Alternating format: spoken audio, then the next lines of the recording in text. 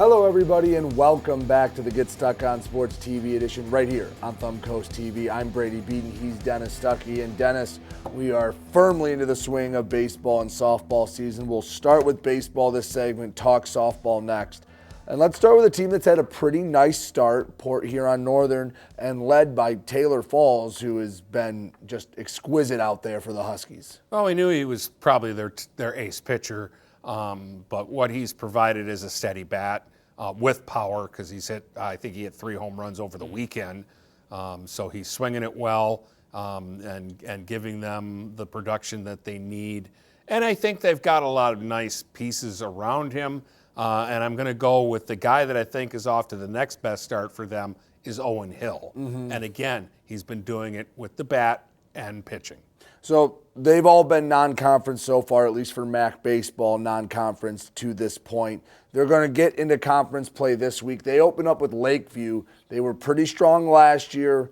No, they lost some, not sure how much, but Dennis, after the non-conference that Northern's had, they had 1 or 2 clunkers in there, but besides that, they've been pretty good. Kind of expect Northern to be right at the top of the MAC Blue the entire season. Well, and this is a chance against Lakeview to make a statement and say, hey, we're in the mix this year and you have to take us seriously.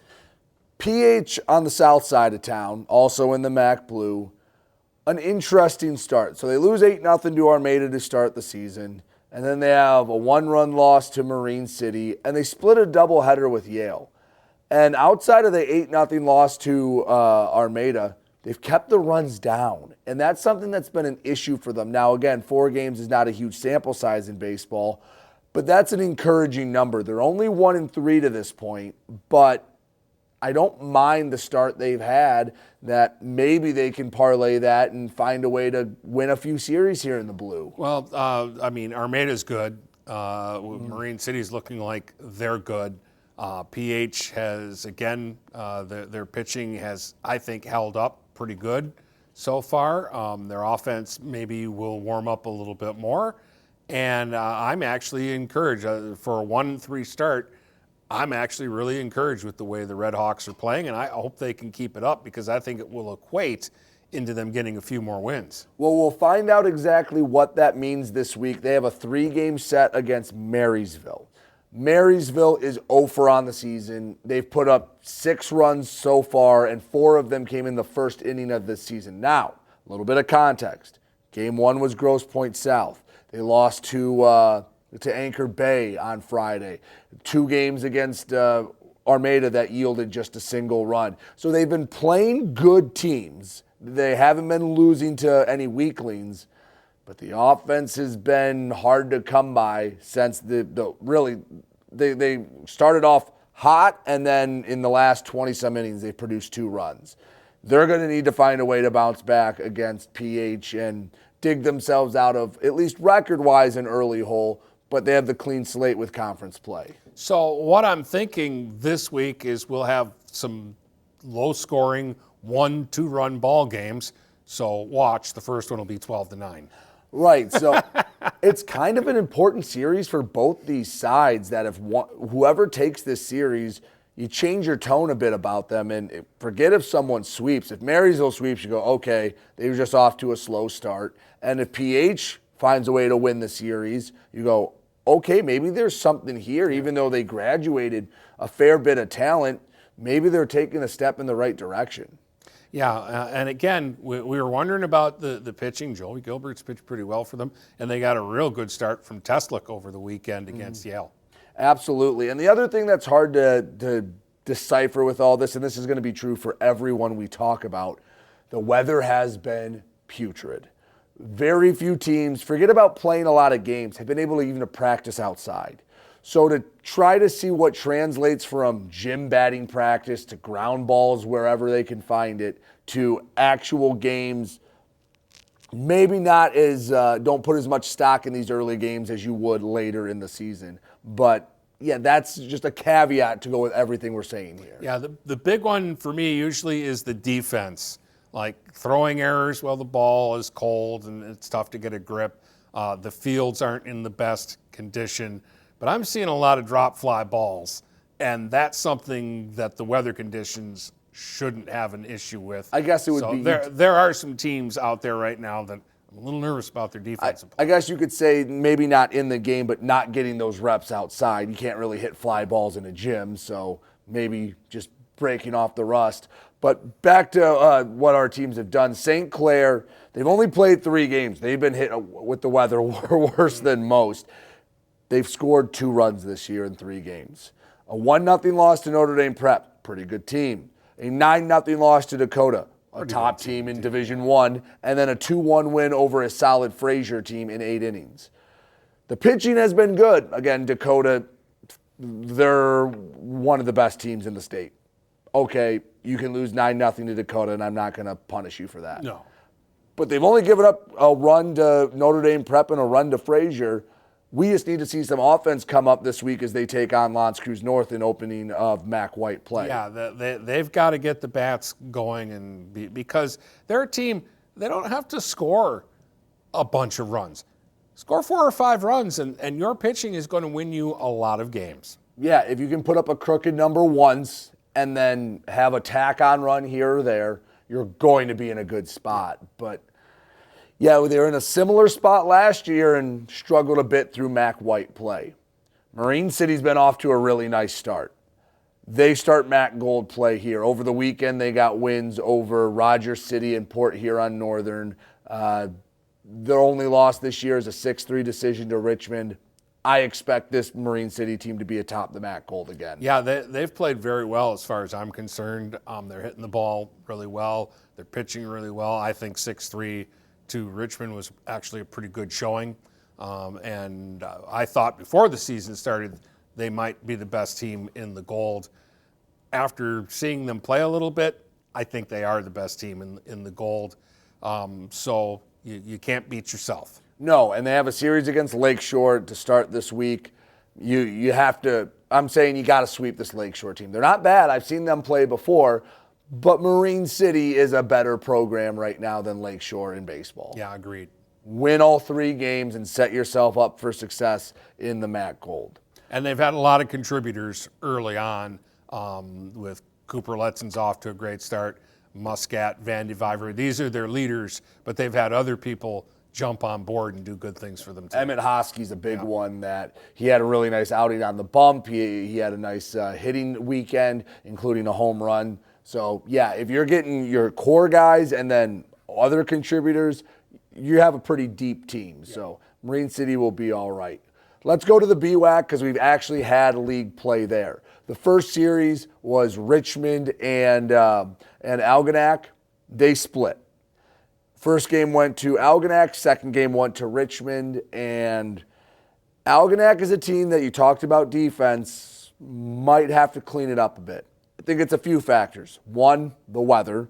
2, they have a lot of new guys in new spots, and some of them have not had a lot of varsity experience, so they, are not going to be clicking on all cylinders right away. And the other thing is there's a pretty high standard at Algonac. They're asking you to do a lot, so when you don't live up to the standard, it shows compared to how well they've played over the last few years. Well, they still have good pitching, but you got to help that good pitching out by making plays. You can't expect them to get 20 strikeouts a game, although they're capable of getting 10. But you have to field the ball for them. And actually, offensively, I think they're a little ahead of the clip that we thought they might have. I think they've hit the ball pretty well in most of their games. Yeah, so the split there, Richmond, they lost game 1. I thought they got a couple of bad bounces, particularly what would have been an inning-ending ground ball that just clipped the umpire's heel and went into the outfield that allowed 2 runs to score. That was the difference in game 1. So Richmond lost that one, came back firmly, won game 2. I think the Blue Devils are going to be okay. They picked up some non-league wins. They beat Cousino. They beat Cardinal Mooney. Richmond's, I think, still one of the front runners in the BWAC.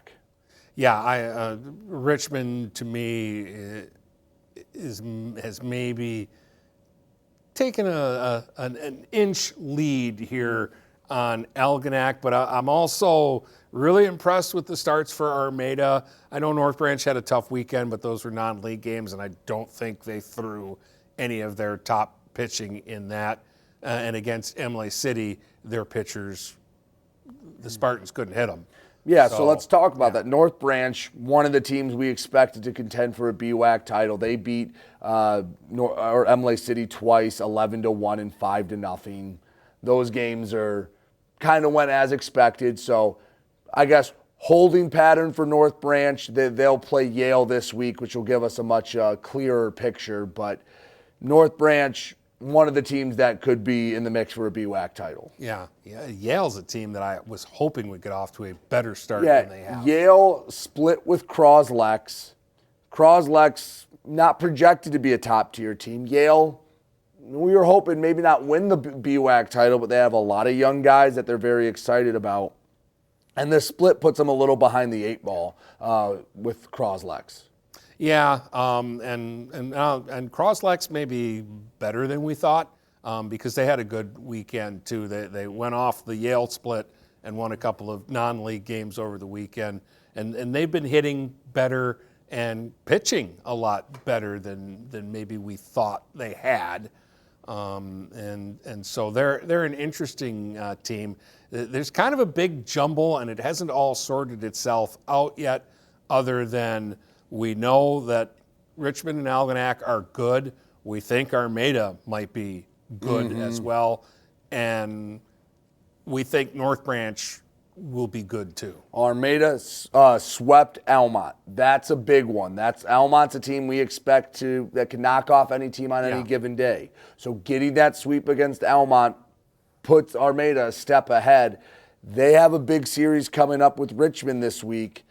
If they can even split with Richmond, they're still well on their way to being a BWAC title contender. Yeah, and they've been really good. It's been a lot of the same names offensively that have helped them. They're pitching really well. I mean, they held Marysville, to 1 run in a doubleheader, and that was after holding Almont, I think, to 5 runs in 2 games. So they're doing it the right way. They're catching the ball, they're pitching the ball, and they've got plenty of offense. And for Richmond, since they split with Algonac already, they kind of need a sweep here, because if they split again, that's 2 losses through 2 series. Probably are going to have to be darn near perfect the rest of the way. Now, it would have been 2 of the tougher teams, but that leaves no room for error against the North Branches, against the Almonts, against the Croslexes and Yales of the world, to where you can't stumble at all if you're 2-2 through 4 games. Yeah, and man, I don't know the way some of this is sorting out, and we'll know more in a couple of weeks. But 3-4 losses, that might be your league champ. Yeah, it doesn't feel like there's one super dominant team, although if Richmond gets the sweep here, you feel like they're back on track. Other series to look at, Croslex and Algonac for 2. Kind of a statement series for both. If Algonac wins both, okay, we breathe a little easier. If Croslex gets even a split, you go, are the Pioneers better, or is Algonac a little down than we thought? Yeah, or is it a combination of both? I think Algonac needs a sweep, and I think if Croslex gets a sweep, kind of turns the BWAC upside down a little bit. Absolutely. North Branch and Yale will match up. Similar spot for both those two. Yale probably needs a sweep if they want to get in the BWAC title picture. North Branch, I'd say, if you get a sweep, you're 4-0, and you still have a lot of the really tough series coming up. Yeah, I think you help yourself if you're North Branch by winning both these games. I think Yale has to win a game here. And Almont and Emily City, the other series. Almont needs to bounce back. But for Emily City, a chance to prove, hey, we're not the basement of the BWAC anymore. I'm not going to put that North Branch series against you unless you follow it up with another dud performance against Almont. Yeah, if you're getting mercied in these games, then the red flag goes up. But even if these two teams split, a split doesn't really help either side. Somebody's got to sweep this series if they want to be in the race. Real quick, Cardinal Mooney, they're a 1-3 start. They've played 1 league game. They're going to be just fine. They beat Notre Dame Prep. They've lost some pretty good teams. I'm still pretty high on Mooney. Yeah, and again, where do they get 1 million pitchers? But it seems like they have 1 million pitchers and everybody pitches pretty good. Absolutely. That's just baseball, and that's just basically a week and a half of baseball. Had just as much softball to start off. We'll take a break, come back, talk about the ladies here in the spring. Don't go anywhere. You're watching the Get Stuck on Sports TV edition right here on Thumbcoast TV. From doctor's appointments to work, shopping, and dining adventures, Blue Water Area Transit buses are the lifeline of our community. Depend on us for a ride that connects you to life's essentials.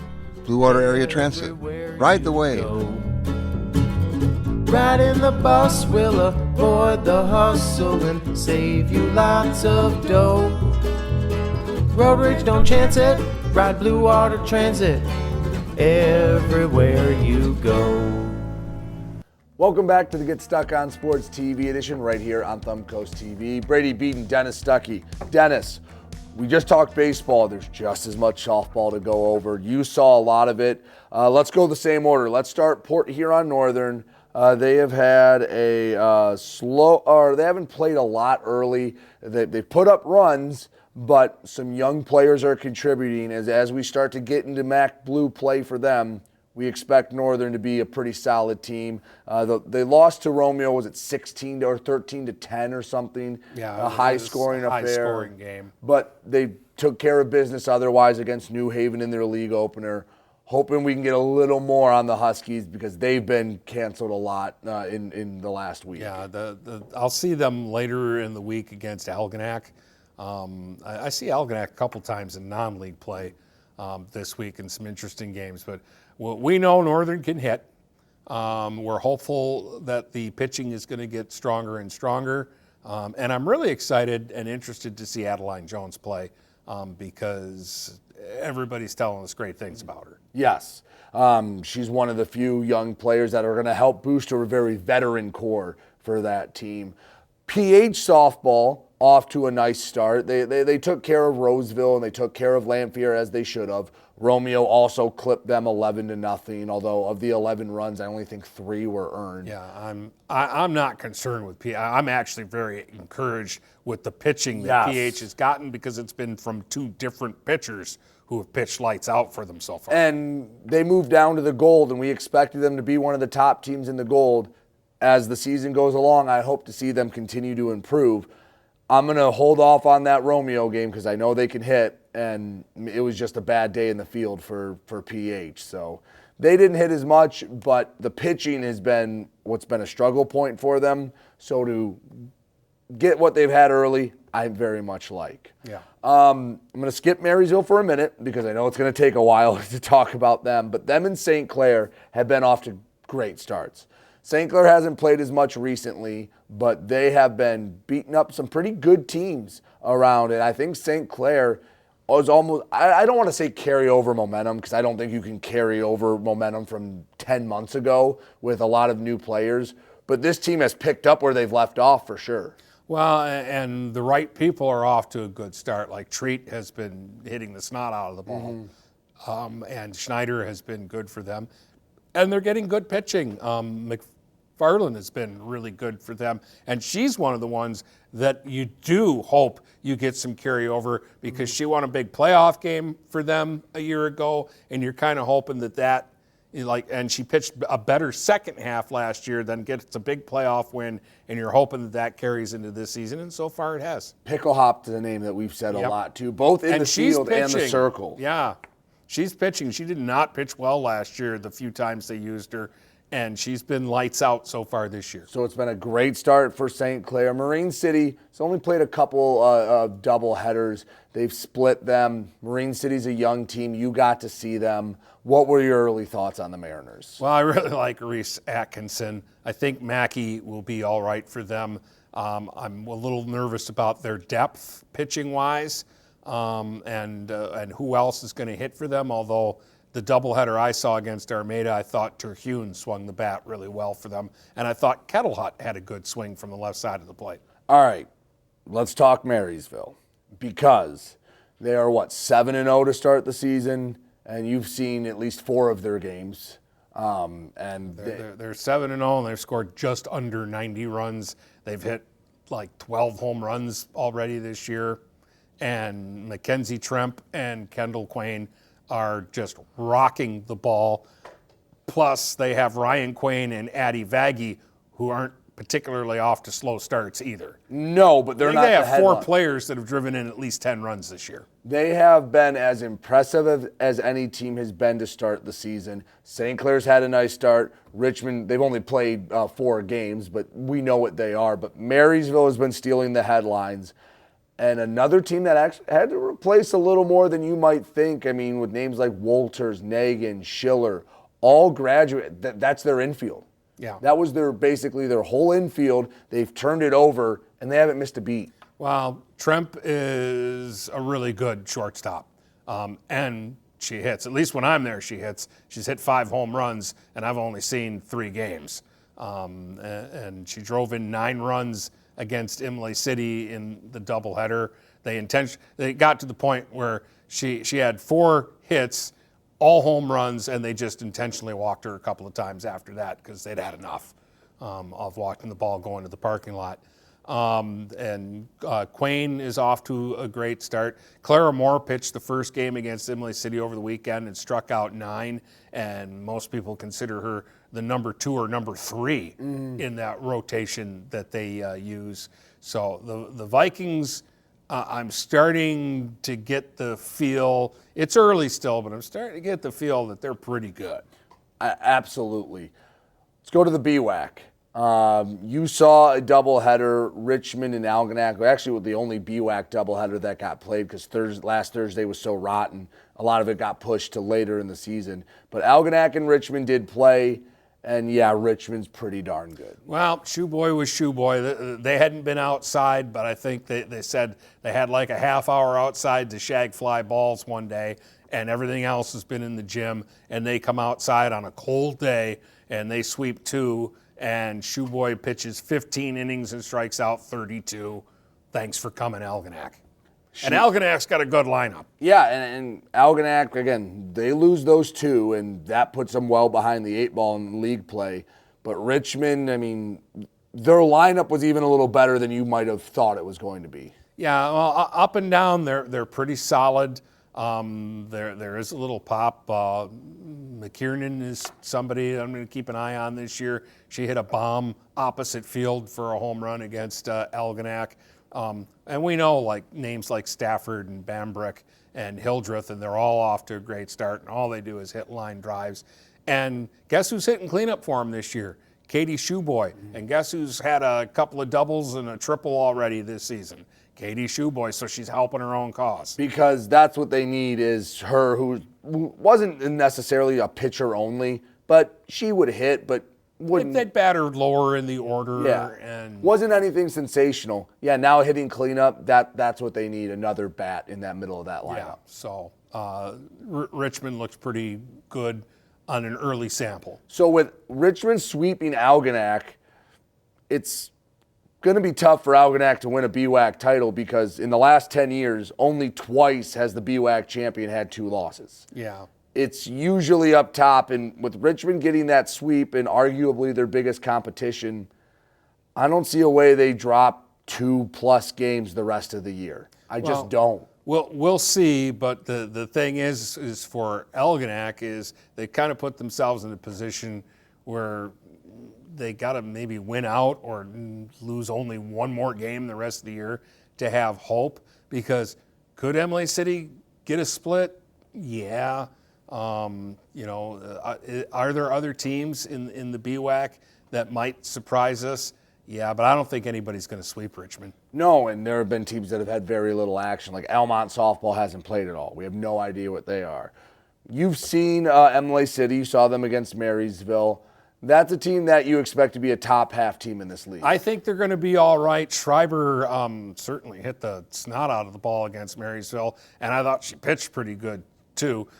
Game 1, they lost on a walk-off. Tremp hit a home run in the bottom of the 7th to win it 3-2, a game that Imlay City led all the way until that moment. That was the only time Marysville led in that game.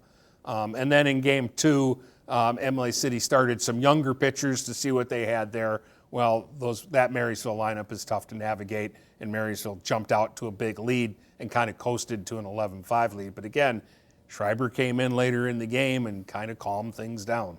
So what do you make of Armada's start? They lost to Marysville on Friday, 8-4, but they still have a pretty solid team. Dennis, what do you make of Armada? I know you saw them twice against Marine City. Yeah, they can hit. Again, I still think Taylor Capozzo is real solid in the circle, and that makes them dangerous. They're another team that they could get a split with Richmond, and Emily City can get a split with Richmond, but I just don't think anybody can sweep Richmond. No, I mean, that would be pretty tough to do. I don't know the last time that anyone has swept Richmond. I bet we'd have to go back a long way.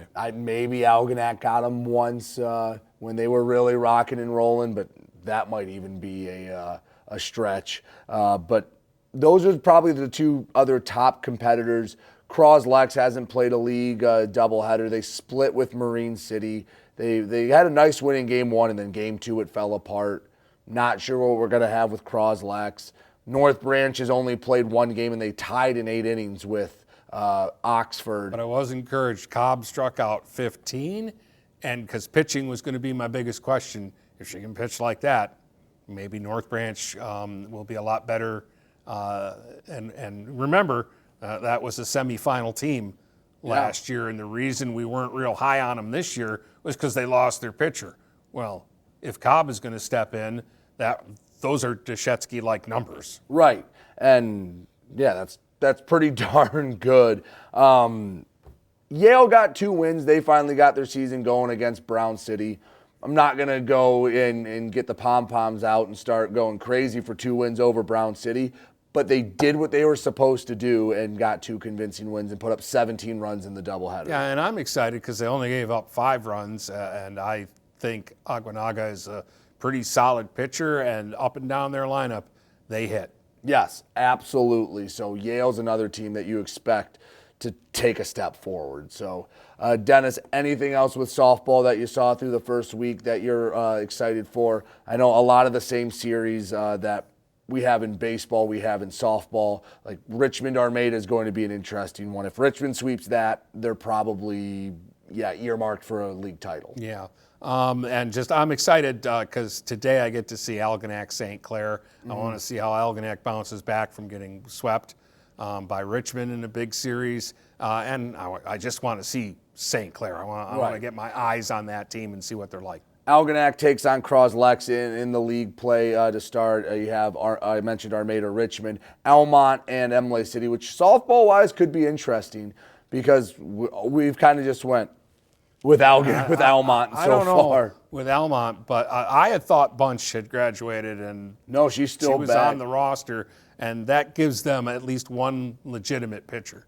And a bat that can really hit. And the other one that you'll see in person, Yale and North Branch, that's one that piques my interest a bit. Yeah, I now want to see how those two teams match up because if North Branch is still good, then they would be the favorite to sweep there. But if Yale is as improved as I'd like to hope they are, they could at least get a split there, and then you'd have to go, oh, Yale's okay.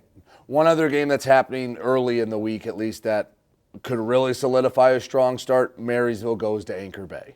Yeah, they've got, I think it's a doubleheader on. I believe it's a single game, who knows? Sometimes there's single games. I think maybe it's Algonac that goes to Anchor Bay on the weekend. Richmond goes there. Richmond. Yeah. That's who. I knew somebody else went to Anchor Bay and played 2 games because I knew I was going there.